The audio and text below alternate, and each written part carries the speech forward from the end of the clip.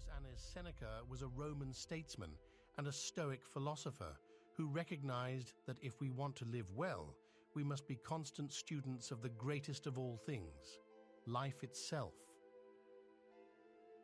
In his moral essay on the shortness of life, Seneca offers us an urgent reminder of the non-renewability of our most important resource, our time. So, in this spirit, here are 5 of the most important lessons on time management drawn from Seneca's writings.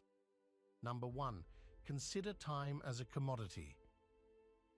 Seneca says that many people are frugal when it comes to protecting their personal possessions, but when it comes to wasting time, they are extremely extravagant. We're talking about something we should treat sparingly. Seneca warns that we do not consider time as a precious resource, even though it is probably our most valuable and least renewable asset. Imagine seeing someone very wealthy tossing money into the air on the street.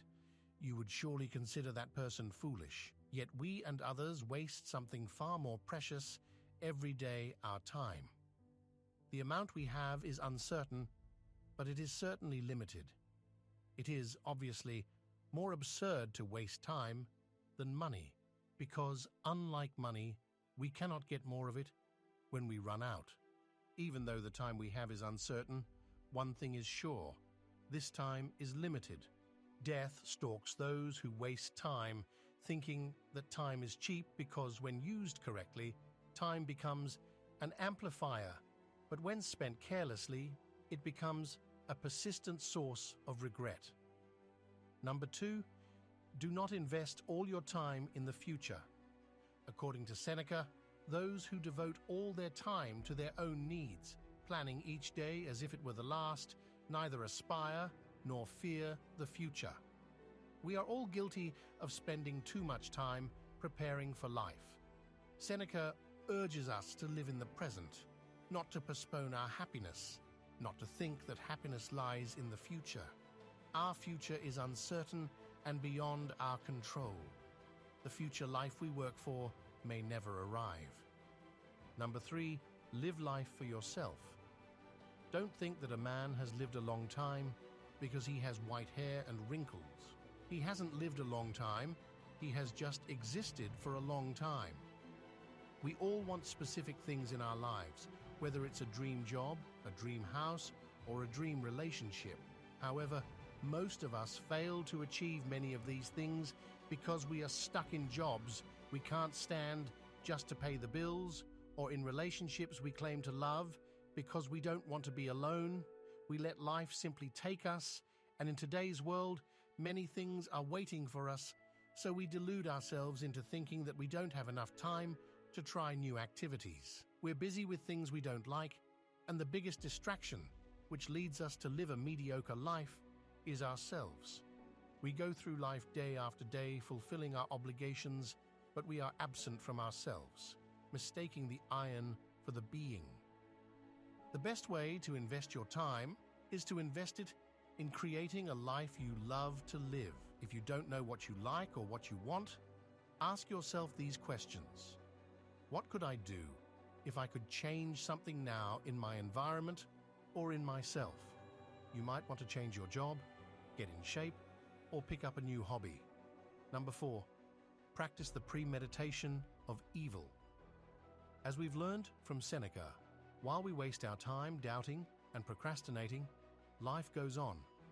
Procrastination occurs when there is a conflict between the immediate satisfaction of an impulse, such as doing nothing and wasting time, and long-term commitments, such as writing a sales report. Often, the part that wins is the pursuit of immediate pleasure.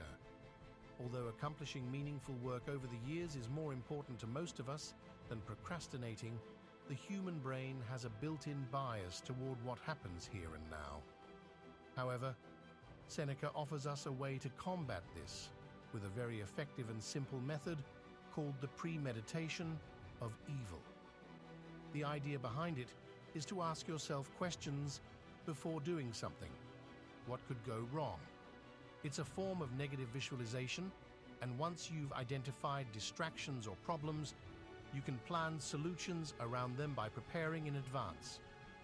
By recognizing distractions in advance and responding by setting the right time, place, and conditions, you can avoid the pull of immediate impulses. Number 5, make long-term rewards immediate. According to Seneca, postponing things is the greatest waste of life because it steals every passing day and denies us the present while promising the future. The biggest obstacle to life is our need to procrastinate, which is strongest at the beginning of a task. Even if you eliminate all distractions and are ready to start working at 8 a.m. as you planned, your brain will try to find an excuse to do something easier and always much louder. The biggest challenge is to find a way to make this initial effort less unpleasant. The key here is anticipation. It's what we want when we want to postpone something, and we know it will benefit us. It's the gap between immediate improvements and long-term benefits. The reason it's often hard to start is because we don't expect an immediate reward. Sometimes the reward is years away. However, if you combine your work with the anticipation of an immediate reward, then you have a good reason to get started.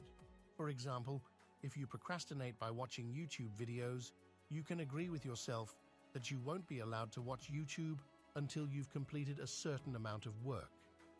This way, you reward yourself for doing unpleasant work with something immediate. Thank you for reaching the end of the video.